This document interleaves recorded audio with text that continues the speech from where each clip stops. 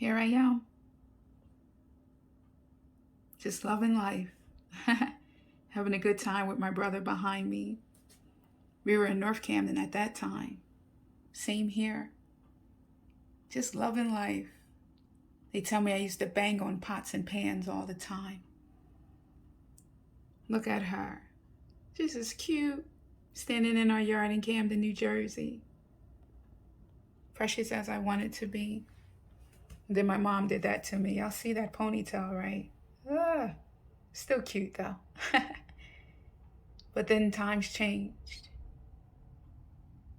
And here was my life. Starting at 8 years old, where all the issues really began.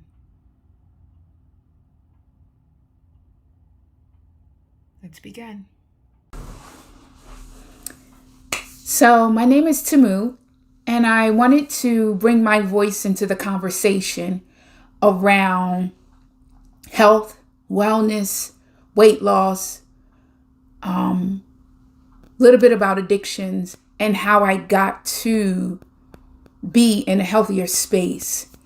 And I wanted to bring my voice here because I really am invested in people. I am invested in people. I have been doing mental health counseling for a long time in regards to domestic violence, sexual abuse, and substance use. And I am a survivor of all of those things as well. So I really am looking to be able to help someone because all of those things really did aid in my unhealthiness for so long and for so many years. And being overweight and not being able to really beat that beast that had such a hold on me for so long, right? And it's taken me all this time to get to the place of wholeness and happiness and peace and mental, good mental health. It's taken me so long, even being a counselor, right? Even providing therapy to people for so long. It's taken me this long to be able to get to this space. So I'm just looking forward to be able to share some of my story with you, hoping that you'll be encouraged, or if you know someone else that needs this encouragement, you can send this video to them as well. But I'm hoping that you'll be able to glean from it and get something from it. So I welcome you into my story. See you soon.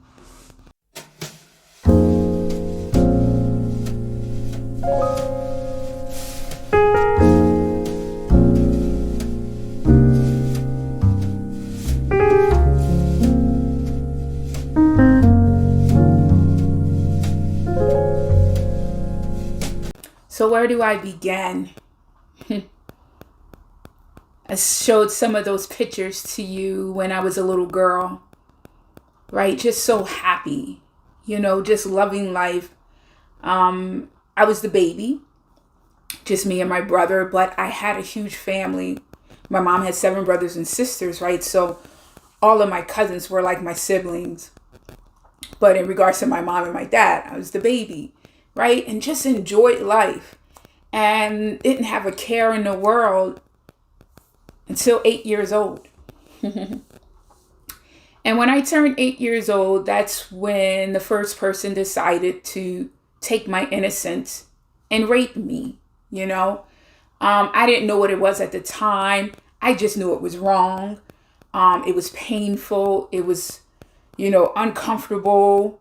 It made me mad. It made me angry. I didn't get it. I didn't understand it, what was going on. But the things that they said to me made me very fearful. Therefore, I never told anyone. I never told my parents. And my parents were very loving and kind. But that person put so much fear in me, I never took it anywhere. I kept it. And I believe what they said. I believe that they said I had a part to play in it. I was 8. They were a grown adult. But I believed it. And it was incest. It was a family member. I believed it. And so because of that, I found ways to cope, unhealthy ways, right? So this is I believe one of the bigger reasons that my eating began to increase. At the time, I didn't know it was an eating disorder, but I know that now as an adult, right? But I would eat. I would find myself just eating mainly sugar stuff, right? And I would sneak it because I was a child. And, in our household, we had, you had rules and you couldn't just eat any old thing that you wanted. So I would sneak stuff, right? And it would help me. At that time, I thought it helped me feel better. I would steal money from my mom to go buy junk food at the corner store. I was 10, by this time, 10, 11 years old. The corner store was down the street. And I would hide food. And that really started this thing around binging and eating. But also at 10 years old, eating wasn't enough. Binging on junk food wasn't enough. So at 10 years old, that was the first time I had a drink. And I don't know if some of you know, but, my parents, they would have parties, house parties back then. So there would be liquor and stuff. They kept it in the basement in this back room. And that's where they would have their parties at, in the basement on the weekend. And so I made that room in the basement. I basically helped myself is what I'm saying, right? I helped myself to the liquor in the basement. And I began to drink at 10 years old. And then we also had a neighbor down the street who was she was an alcoholic. And she didn't care how old you were. She just wanted folks to drink with her. So I partaked in alcohol with her as well, mainly beer. That's where I started to drink beer. But in the house, it was liquor in the basement. So I partaked in both. And that started my journey into alcoholism because I was trying to feed something in myself, right? Once again, I didn't understand it back then. And the different rapes, and I'm very clear, like that's why I keep saying I was, in regards to rape, they happened multiple times from the time I was 8 years old to the time I was 15 years old, right? I was constantly being raped by different people. And the deep part is they all were family, right? Some were married into the family, but others were immediate bloodline, right? So this trauma, not being able to have someone to talk to about it, not being able to, in myself feel like I'm safe. That's how I coped. I coped with food and I coped with alcohol. So my weight just began to expand. You hear me? So I became the fat kid, I became the big kid, the unhealthy kid, the ugly kid. Right? The kid that no one was interested in. I'm going through junior high school and I'm in high school. No one was interested in me because I was the ugly duckling, so to speak. And what I'm saying to you, these are the words that people would say to me, right? She's ugly. She's the ugly duckling. She's fat. She's this. She's, right? They would say she stink, right? They would say all these harsh things to me. So that aided in my drinking even more, right? That aided in me eating. And then to give you another piece of this thing, I came up in the household, some of you can relate. I came up in the household that what is put on your plate, you don't get up from that table until you eat it, right? So, it didn't matter if you liked it or not. This is what was cooked. You're going to sit here and you're going to eat it until it's all done. And I can remember days where it'll be 12 o'clock midnight. Me and another one of my cousins are sitting at the table and we're being watched by someone else until we ate every single thing on our plate. It was just how we were raised. And I know a lot of people who tell me they were raised the exact same way. And to be honest, I know where a piece of that history comes from. If you go back to my grandmom's grandmom, they can afford what they could afford. And whatever they could afford, whether it was slop or chillings or whatever it was, the scraps that they had, they made it to feed their family. And you had to be grateful for what you had. And we just kind of extended that on down the line, right? To even when I was growing up, my mom was like, do you understand kids in this part of the country and kids in this part of the country, they don't eat. So they're starving. So you need to be grateful for what you have, right? So, and I've heard many people say they've heard the exact same thing, right? People are starving here, they're starving there. So you have to be grateful for what you have. Me, on the other hand, when I had children, I said I wasn't going to have that same kind of thought process. I didn't want to pass that down. But that's how I was raised, right? Within my household with my mom. Now with my dad, when my parents separated, my dad was totally opposite. He was one like, you don't have to eat everything on your plate. Matter of fact, if I tried to stuff myself, I would get in trouble, right? My dad was about health. Right? To where in the household with my mom and that side of the family, it was not about health, right? Everything was about food. We ate whatever. We ate a bunch of, unhealthy, fried and all kind of stuff, sugary items. But I also seen a lot of diets, right? I always kept hearing about someone being on a different diet, all the time. So all that stuff, in the way that I was brought up and hearing about diets, all that stuff filled into my mind, as well as the trauma that I was having and going through from 8 to 15 years old of constantly being raped by different people. All of that did something to my mental, right?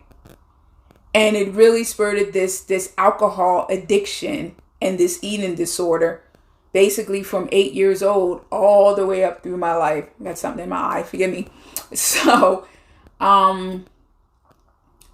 so that's just a glimpse of what my childhood was like and how this issue around eating and alcohol came about, So I landed in a place of just constant trauma, went off to college, lasted 3 years, expelled because of my alcohol addiction. I smoked every day and I drank every day. You know what I mean? This alcohol addiction, when I say smoke, I smoke marijuana every day and I drank alcohol every day. Therefore, I got kicked out of college. So once again, trauma and all of that just spiraled into my weight and my mental health and how I dealt with life, which was very, very harsh, not good as well, right? Found myself in a domestic violence relationship, almost lost my life with that. I'm not going to get into that here. But once again, that just aided to my addictions. But I will say the one thing that did happen when I was in that relationship, I got pregnant, right, at 21. And when I got pregnant, once again, being an alcoholic, I said to myself, okay, what are you going to do here? You going to keep drinking? You going to keep going with this addiction? Or are you pregnant? And then you're going to hinder this baby? Or you're going to get clean and have a healthy baby and give this baby a chance? So I chose the second. And I got clean on my own. It was hard. But I did it. I did it. Thank God I did it. Because I didn't want to affect her. That's my daughter. I didn't want her to have fetal alcohol syndrome. I didn't want her to have no kind of issues. So literally from the time I found out, I think I was only a few weeks after I found out. So I basically stopped. And like I said, I went through a lot of sickness. I'm not going to get into the details of the sickness, but I went through a lot of sickness because I was seeking to get clean. And I did it. But what happened was, so now I no longer have the alcohol addiction, but the eating disorder got worse. The eating disorder intensified because now I'm losing the coping skill that I've been coping with since I was 10 years old. I've been drinking since I was 10 years old. I was drinking. Let me make that clear. I was drinking since I was 10 years old at that time of now being 21. So the eating disorder went through the roof. Once again, not knowing what it was called, didn't know it had a name, didn't know it was called an eating disorder, but it went through the roof. And my eating just intensified all throughout those years. But before I go in detail with that, I want to just let you know, I have now been clean from alcohol for 27 years. 27 years, thank God, right? I haven't relapsed. I never act like I can't, right? I don't ever want to get that cocky. Never, But I seek God. I pray. I'm a Christian. So I seek God. I pray. When times get rough, they feel like they're going to be a little bit overwhelming. Like, okay, God, help me here. And I get through it. So I thank him that I've never went back. But even if you do go back, I want to make this clear. Please know that, yes, relapse is a part of the process, right? It doesn't have to be. It hasn't been for me. It hasn't been for a lot of people. But for other people, it has been. And it doesn't mean that you're this horrible person. Okay, you had a moment. You had a lapse. You had a relapse. Now, let's get back up and let's move forward, right? Don't kick yourself. Don't let nobody else kick you.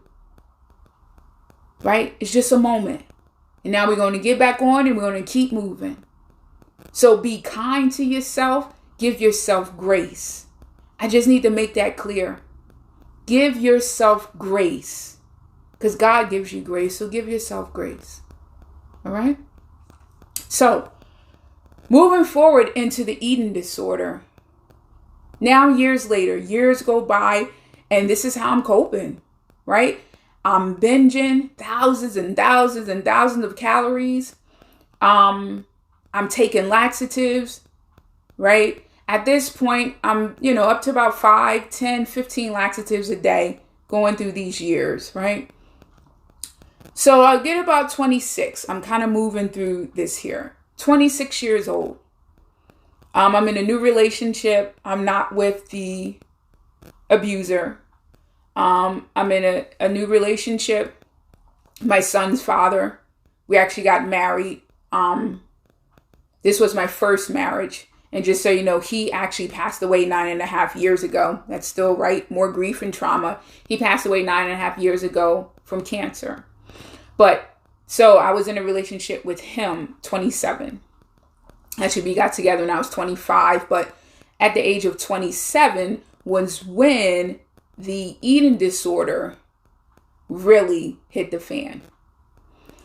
And I know that it was just all the trauma from the child sexual abuse, the domestic violence, all of that. I never dealt with it. I never got therapy. I never did nothing with it, right? So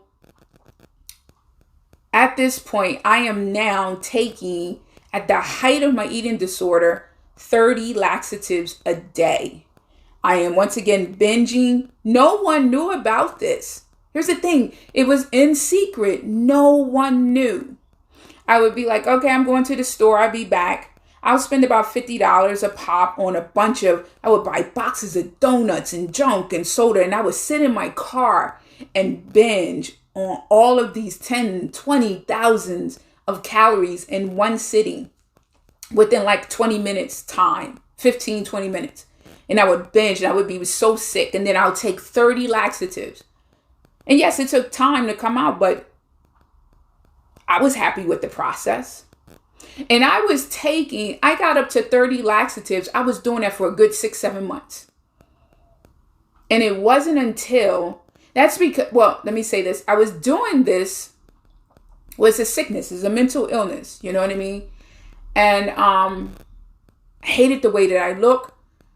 I was overweight, but in my mind, I'm eating all this food. I'm like, I'm taking the laxative, so maybe it's getting rid of it. Like, the vision of myself was totally distorted. Totally distorted.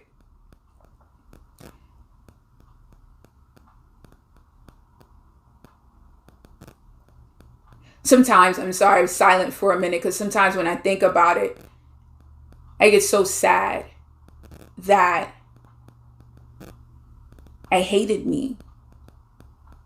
I hated every piece of me. From my voice to my looks, I hated, because all of my life I've been told that, right? So I believed what others had to say, which just, this eating disorder just continued to increase. My weight just continued to increase, and being sick continued to increase. My health, period, overall, every bit of my health just continued to spiral downwards, right? So I'm at the height of 30 laxatives. And what really kicked in for me was one day full of anxiety. I was tired. I was stressed out. Nobody was home. My husband's at work. We were here.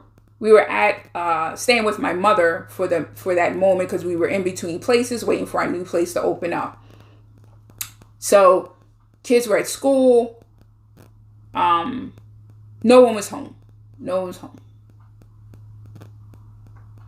So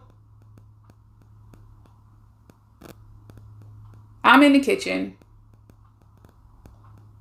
Anxiety, stressed. I order a large pizza. I put like 6 hot dogs on the stove with pork and beans. I made a couple sandwiches. And then in the midst of all of that, I found myself looking in the trash can for food. Something. I wanted sugar. I wanted something, and I couldn't find it. And I was in the trash can.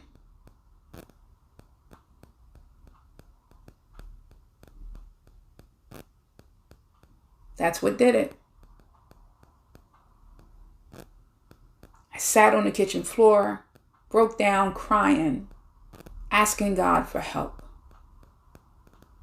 screaming to God for help. Top of my lungs, I was just screaming, God, help me, please. And he did. I was young, still in my late 20s now. I can't remember where I worked, but I had insurance. Wait a minute, I do know where I work. What I'm talking about? It clicked.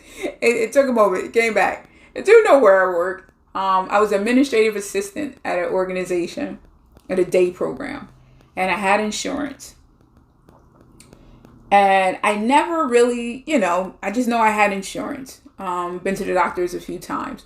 Never really looked at the card, noticed the card, never knew anything about behavioral health services on it. Never paid attention to it. Never knew it existed. I guess because I never had a need for it. And I remember specifically that soft, subtle voice, look at the back of your card. And it was a behavioral health number. And I called it. And they got me in to see a therapist. I think it was like within a couple of days. Didn't really tell anyone. After my 3rd visit with the therapist says to me, I can't help you, Tamu. I said, what do you mean you can't help me? She said, I can't help you. She said, you have an eating disorder. That's not what I do here. And she said, as she said, she goes to her desk now, because before we were just like in a chair. One chair, she's in a chair across from me. She goes to her desk. She reaches in the drawer and she gets out this card. And she says to me, I can't refer you to any particular place. But then she does like this, and she slides this card towards me. She said, I suggest you make the right decision. And that's all she did. She just slid it towards me. She said, I suggest you make the right decision. And it was to eating disorder clinic. Actually, they're in Philadelphia, but they have an office in Malton, New Jersey. And that night, I talked to my family. And I told them what was going on. I remember it was my mom and two of my aunts at the kitchen table. And then I also told Ronnie. Because they were also, apparently they've been asking questions. Because I've been taking so many laxatives, I never really paid attention to it. But I was always tired, first of all, because I never slept. All I'm saying is, imagine taking 30 laxatives. You know where I'm coming from. I'm in the bathroom all night, right? So, and then my face was so withdrawn. My eyes were super dark. I didn't really connect to it until they pointed it out to me. And apparently they've been talking amongst each other. What is going on with baby? What is going on with baby? So I told them what was going on with baby. Because I was pretty sure that I was going to have to go somewhere for a while. And I was. And I did. Right? And I got into a treatment center. It was a 90-day treatment center. And I was the only Black woman there.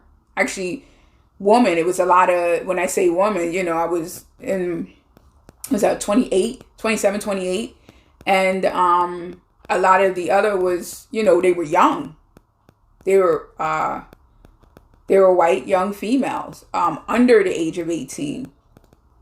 And at first, I didn't think I would fit in. I didn't think I would have nothing in common. But the reality was, we were all there for the same thing, an eating disorder. Now, it might have been different style. Like some might have been there for anorexia. I was there for bulimia. That's what I was diagnosed with, right? But we were always all there for the same thing, and we got along well. So I was grateful for that, because the process did help, and we were able to connect and bond and, in our disorder, right? So it didn't matter that we looked different. It didn't matter of our age, right? Because we were all there for the same thing, right? To get better, to get healed. So I was grateful for that space and for that 90 days with them.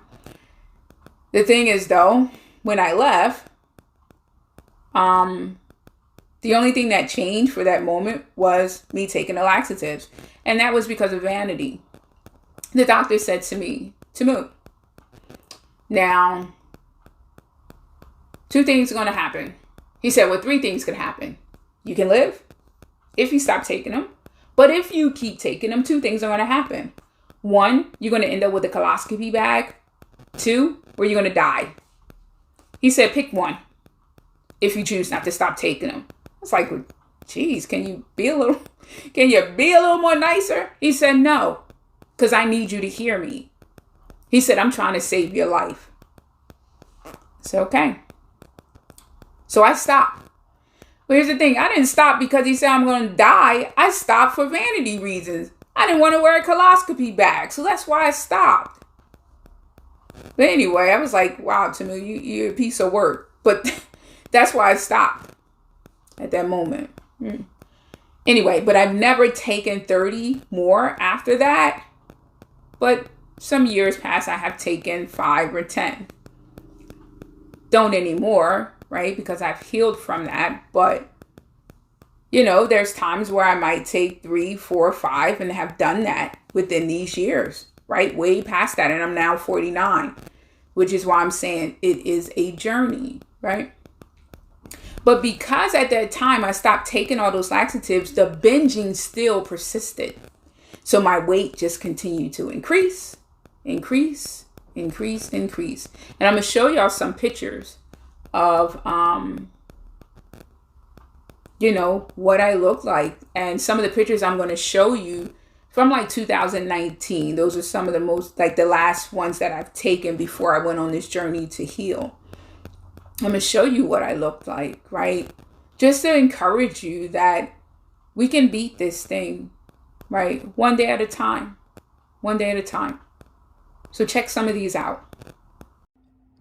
So as I stated, I wanted to share some pictures with you to show you at my highest weight of 250. Just kind of zooming into a few pictures just so you can see, right? A lot of this is trauma. For me, it is. You might can see some of the dates that I have here.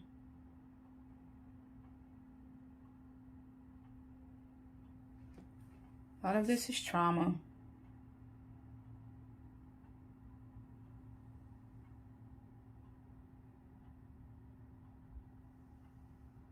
I was so sick in all these pictures.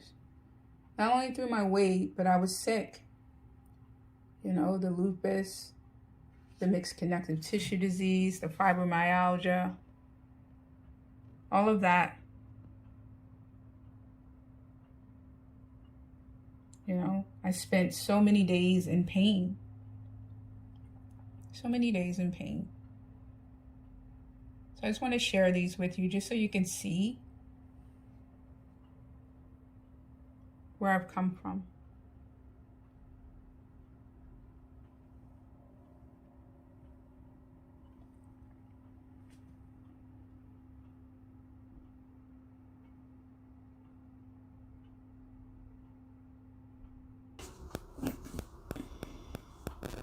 Right? So that was me.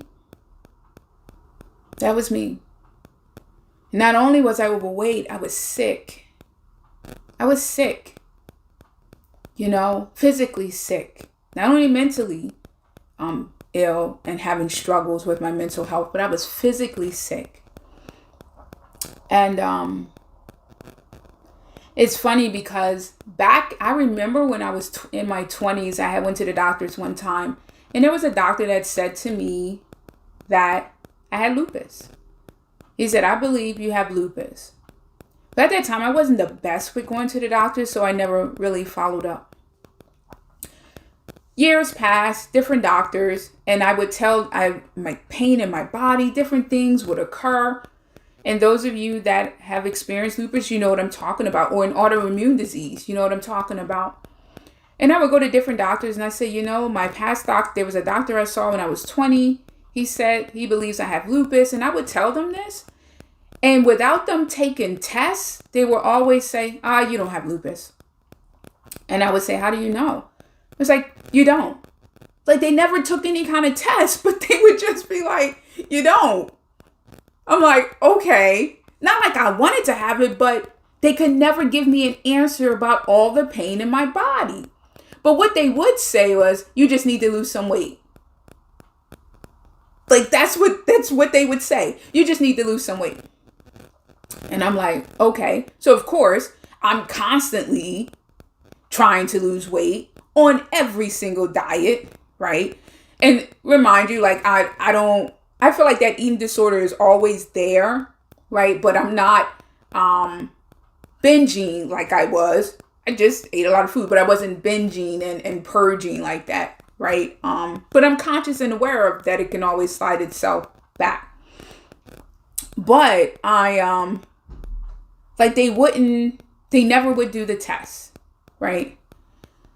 So it wasn't until, I think it was 2016, 2015, 2016. Actually, no, it was further than that. Look, as I'm talking to you, I'm thinking in my head. It was actually 2012. I believe it was 2012. Yeah, because I got to kind of go back a little bit. It's 2012. And that's when there was a particular doctor that said, I'm going to test you for lupus. And I was like, no. He was like, wait. I was like, wait, I didn't mean it like that. I said, but I had a doctor. Like, I had a doctor when I was in my 20s. And he said to me, I had lupus. I said, but I've seen other doctors since then, and they refused to take a test. I said, they all just kept telling me, you don't have lupus. He said, I think you do.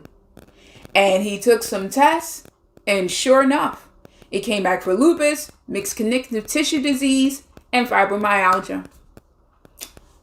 I said, so I'm not crazy. He said, no, you're not crazy. He said, I'm sorry they made you feel crazy, but you're not crazy. It's funny because every time I go to a doctor, I ask them, I said, isn't that, can sometimes be caused by trauma? I say, also, do you think my eating disorder, messed up my autoimmune, has something to do? He was like, I don't know. It's really not, he was just like, I don't know. Because in my mind, I'm like, did I cause this? I began to do the self-blaming stuff. Did I cause this?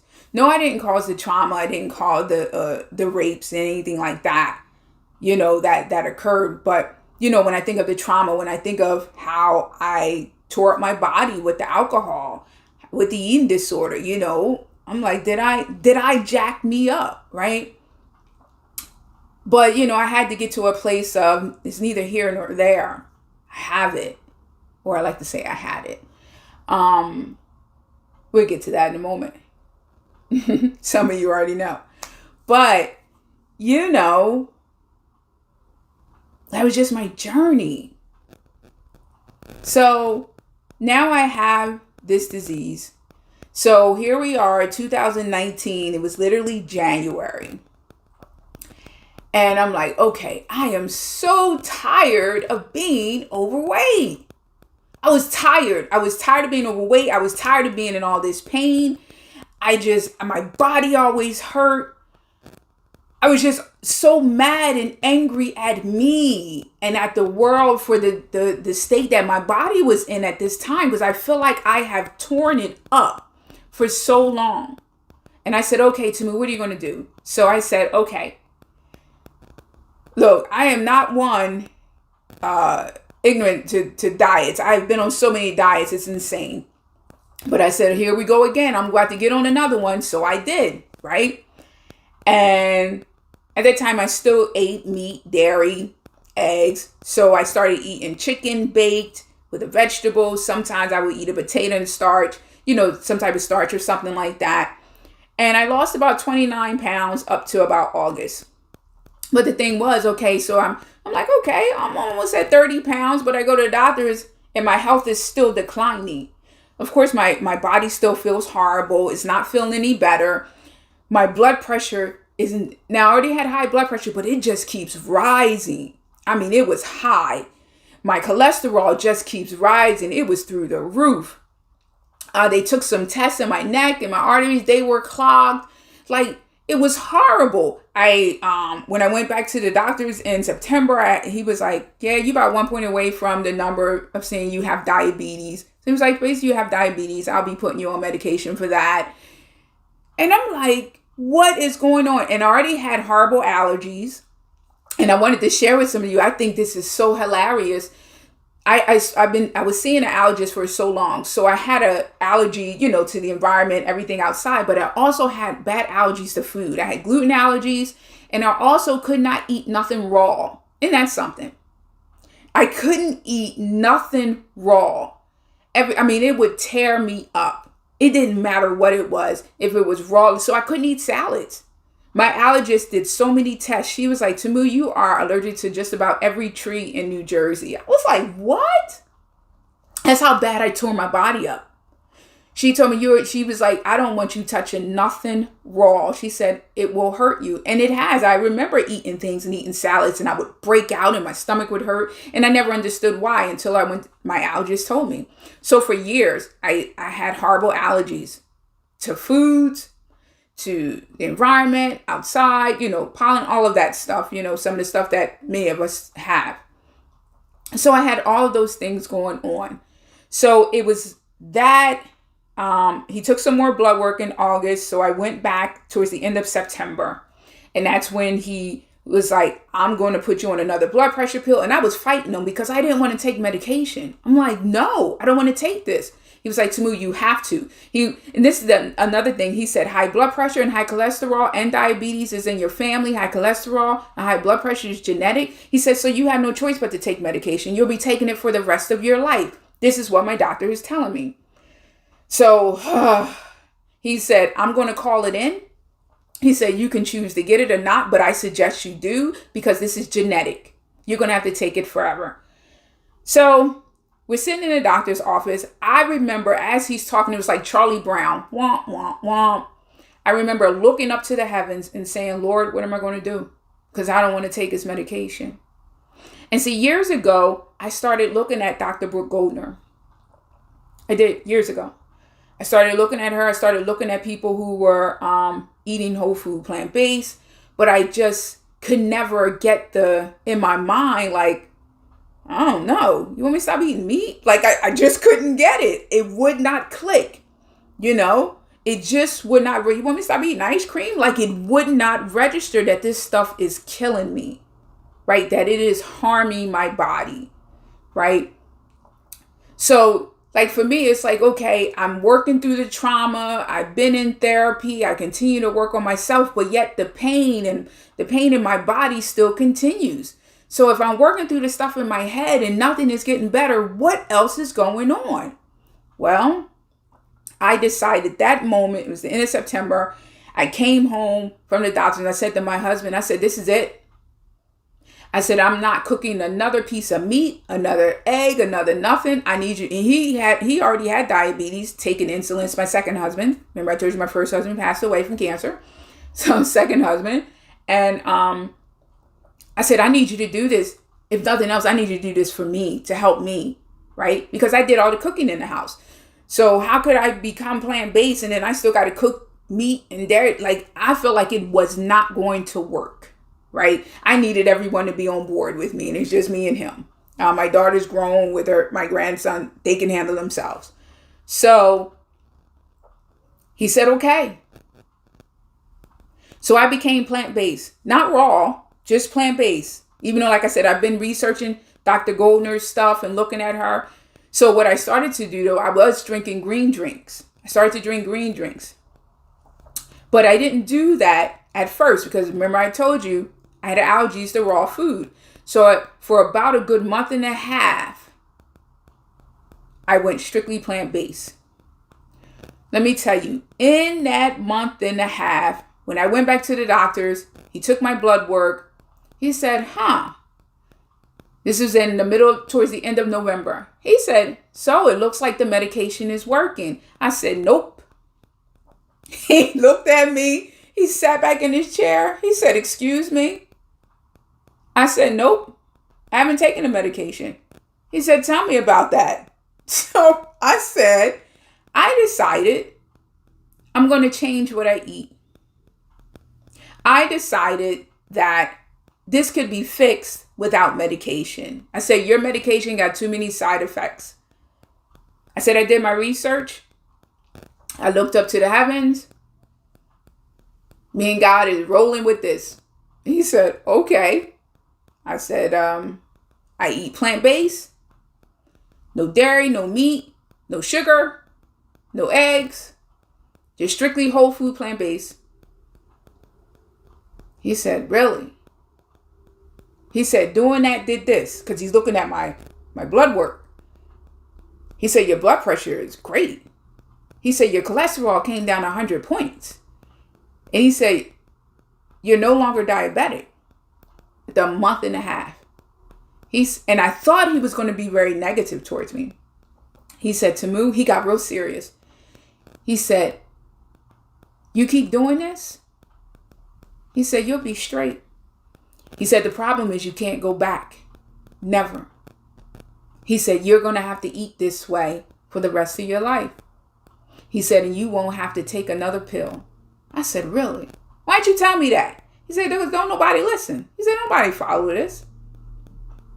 I said, I believe him because it's not easy. Right? And not too long after that, I decided to make a green drink. And see, here's the thing before. I used to make green drinks prior to this. But the thing is, because I told you I was allergic to raw food, I would make it. I would put it in a pot. Right? It defeated the purpose. I would put it in a pot. I would boil it because I couldn't have it raw. And then I put it back in the freezer so it can get cold. That's what I used to do before because I couldn't have anything raw. And I know, like you said, it's defeating the purpose. It's cooked. But that's what I did. But after going plant-based for a month and a half, I made a drink and I smelled it because I can usually smell when the rawness, like if I smell it, I can tell when something is raw because it would irritate me. So I smelled it and there was no irritation. I just made it regular. I put it in a blender and I smelled it and I felt no irritation in my body just by smelling it. So I said, I'm going to try it. And I drank it. Nothing happened. Meaning no kind of allergic reaction. And that was only being on plant-based for a month and a half. I was able to have a green drink without having to cook it. That sold me. I was sold. was like, what are you telling me? Just by eating plant-based, it got rid of so much stuff. So I ate that way. I have been plant-based since then. But here's the thing. I still had the lupus pain. So now I'm no longer have high blood pressure. Now at this point, my cholesterol is perfect. So they say genetic. It's only genetic if you eat the same way. As far as I'm concerned, I don't eat the same way my people eat. So therefore, it's not genetic. It's weird. So no longer diabetic, no longer have allergies, no longer have gluten allergies, no longer have high blood pressure. But I still had pain, I still had lupus, and I still had extreme pain. So I really started, it was about earlier last year, where are we in 2002? So it was later in 2021. It's like October, November 2021. I started looking at Dr. Brooke Goldner a lot more. And I said, you know what? She's talking about, I'm seeing all these people that are healing. I'm sick of this pain. I'm going to give this hypernourishment a try, which is, right, just eating raw. But it was drinking hypernourishment drinks, right, with cruciferous vegetables, like 1.5 pounds to 2 pounds a day. And I decided, it was like a week. I remember Thanksgiving. Right? I remember Thanksgiving. I remember I was having, even though I didn't eat meat and stuff like that, but I was still eating sugar, right? Still eating a lot of sugar. And I said, you know what? I'm going to do this. And it was December 2021 that I began to hypernourish, right? But before I go forward, I meant to tell y'all, let me go back for a minute with this whole weight loss journey, because going back, before I started to hypernourish, when I decided to go plant-based, remember I said in that August time, from January to August in 2019, when I was still eating meat, I had lost 29 pounds. As soon as I decided to go plant-based, and that was the end of September, I decided to go plant-based, whole food plant-based. I lost the rest of the weight and lost 100 pounds total. So being on this journey of being a whole food plant-based eater, I lost 100 pounds. And truthfully, I'm trying to get off like another 15, 20. Some people say I'm crazy. I just need to tone it up. But that's what I've been doing. I've been lifting weights. But I still think I could lose another 15 or 20 pounds. But we'll see. But anyway, I'm okay with me though. Hear me out. Like, I'm not in a place where I was before. I feel good in my body. I feel good in my space. Loving me. So I thank God for that. So I wanted to share that with you. I lost the rest of that weight, right? That extra, was that 71 or so pounds, which gave me 100 pounds total, being a whole food plant-based eater. And I lost the rest of that 70 plus pounds within like a 4 months time, right? Because I just, like I said, I got rid of all of that fat from the eggs, the chicken, the meat, period, the dairy. I got rid of all of that. And that's how I lost all of that weight. And I continue to thrive in that. So, but fast forward again, talking about hypernourishing, because it did not heal my lupus, being whole food plant-based, eating cooked food. It didn't heal my lupus, my mixed connective tissue disease, nor my fibromyalgia. So I decided to hypernourish, right? And that this December of 2021. And I did it for 80 days. And I did it on my own. I didn't connect with Dr. Goldner. Like, I didn't do the private lessons, the private sessions with her. But I just kept following. I just kept watching her YouTube videos. I brought both her books. I just stayed connected, right? I stayed connected to the Facebook group. I stayed connected for encouragement. And I did it. And after that 80 days, I went and got blood work from my doctors. And when that blood work came back, it said I no longer had lupus, and I could feel it in my body. It's as if I felt the stuff, the infection, right? It felt like an infection, like draining out of my body. It was insane. And it's funny because I still can feel that goodness in my body. But it literally, Like it would sometimes, as I was going through hypernourishing, it felt like sometimes the pain got worse because I felt like it was like fighting to get out of my body. That's how bad my body was beat up. And just eating those greens and just tons of it, right? Pounds, not tons, pounds of it each day literally cleaned out my system, cleaned my cells. So when you look at my tests, I don't have lupus. I don't have mixed connective tissue disease, which is just a combination of different autoimmune diseases. I don't have fibromyalgia. So basically, I have nothing. Here we are, right? What is today? September 4th, 2022. And I have nothing. I take medication for nothing other than I take a B12. And I don't know that I have to. I think I'm just used to it. My doctors had me taking a vitamin D for so long. I don't think that I have to. I'm just used to taking it. I probably should get that checked out. Probably don't have to take it. But I do, just sharing it with you. And I take magnesium. I take magnesium because it's known to be calming, right? So I do take that. But that's, right, I don't have to take medication. I'm not in pain like that. My pain comes from working out sometimes. I'd be working out crazy hard. So I'd be like, oh, right? But it doesn't come from lupus or fibromyalgia or mixed connective tissue disease. This is what, right? This is what eating a whole food plant-based diet does. And not only that, eating a raw whole food plant-based diet does. It just totally changed my life. You know, after hypernourishment, I was raw for some time and then some stressors came up. So I still was plant-based, but I started to eat some cooked food here and there. I would eat some sugar. Body didn't like it. Body responded to that it didn't like it. So I had to say, okay, you know what worked. Get rid of it and go back. So I've been 100% raw.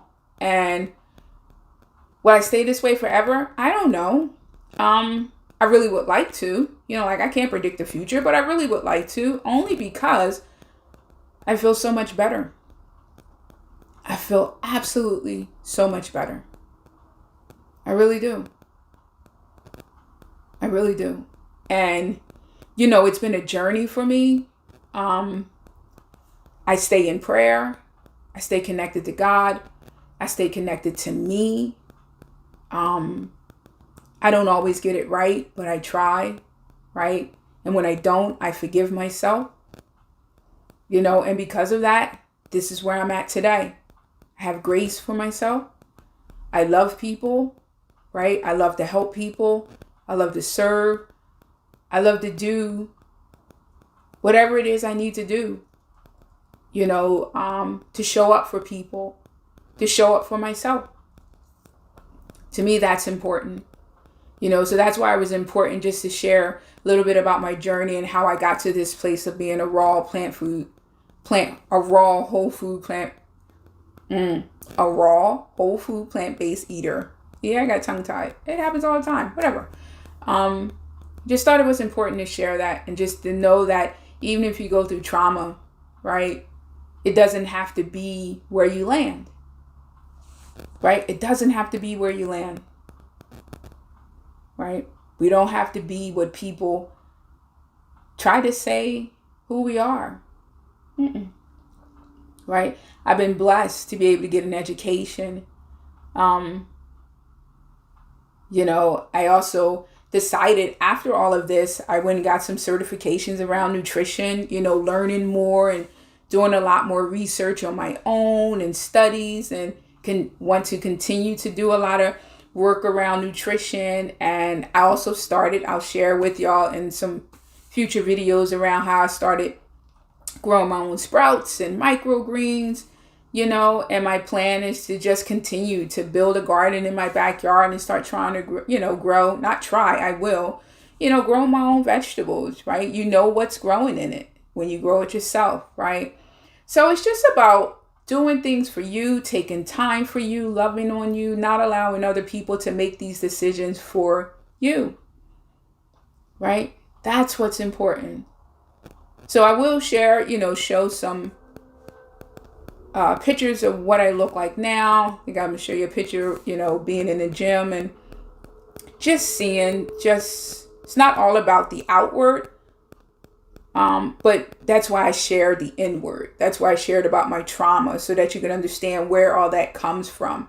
But the outward does show for me, my healthiness and my growth, right? My wellness, just really feeling good in my head and in my body, and just praying that this can encourage you or encourage someone else that you know. And just be patient with you.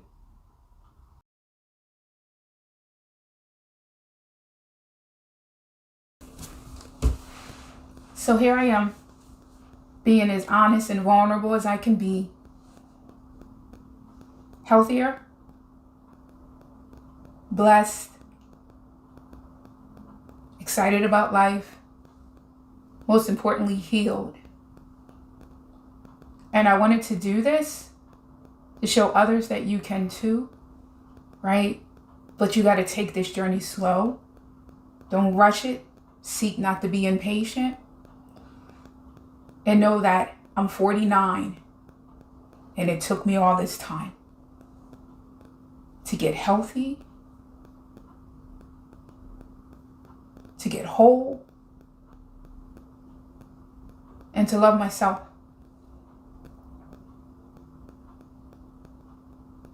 To understand that I am a loving being, a spiritual being, a kind being, and that I deserve grace and peace as well. So, y'all take care. Reach out if you have any questions. And I'm hoping that my journey can encourage you, right? To know that you can move forward. And you will make it. Love y'all. Have a blessed, beautiful day. This is me.